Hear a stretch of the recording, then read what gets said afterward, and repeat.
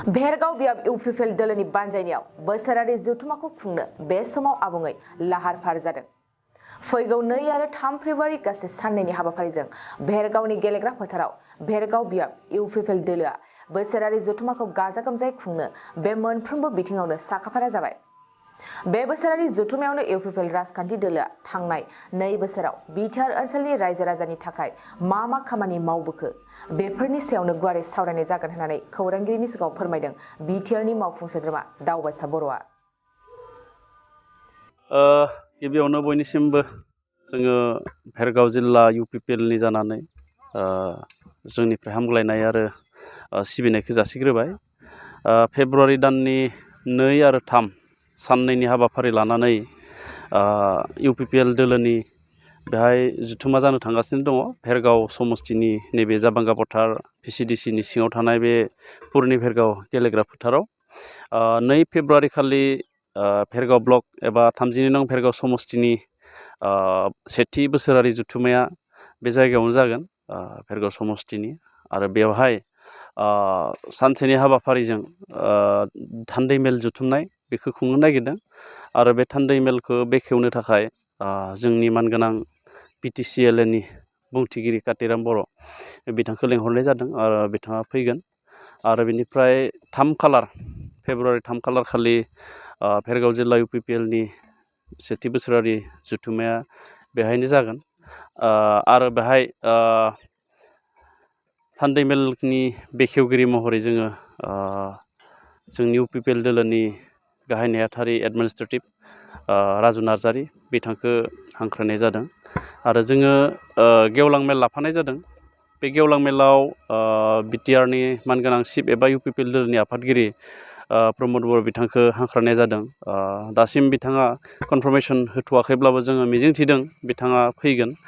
आरो बुंथिगिरि महरै जोङो जोंनि बिटिआरनि लेङाइ मावफुं सोद्रोमा आरो इउपिपिएल दोलो लेङाइ आफादगिरि जोंनि डेपुटि चिफ गबिन्द बसुमतारी बिथांखौ जों हांख्रायनाय जादों। लोगोसेयैनो जोंनि भेरगाव साब डिभिजननि गार्जेन इएम राकेश ब्रह्म जों बिथांखौबो हांख्रायनाय जादों, बिथाङाबो फैगोन।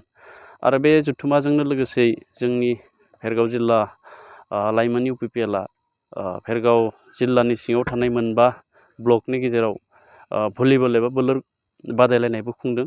बेखौ गाबोननिफ्राय बिथांमोना खुंगोन। बेनि अनगायैबो जोङो हारिमु आयदाबो जोङो लाखिनाय जादों।